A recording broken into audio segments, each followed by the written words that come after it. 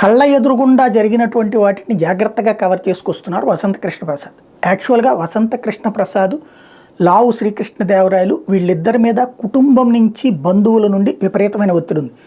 ఓవరాల్గా ఆంధ్రప్రదేశ్లో ఉన్నటువంటి కమ్మ సామాజిక వర్గానికి సంబంధించిన నాయకులందరూ పార్టీలకు అతీతంగా అందరూ నాయకుల మీద వాళ్ళ కుటుంబ సభ్యులు బంధువుల నుంచి తీవ్ర ఒత్తిడి ఉంది.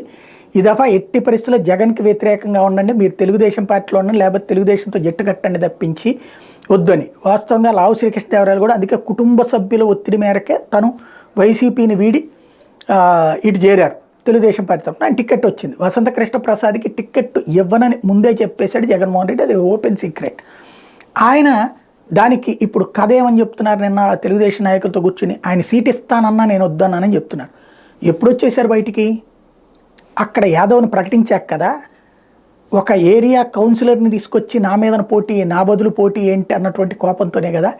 అట్లాంటి ఆయన నాకు టికెట్ ఇస్తానంటే కూడా నేను వద్దన్నానని చెప్తే నమ్ముతారా?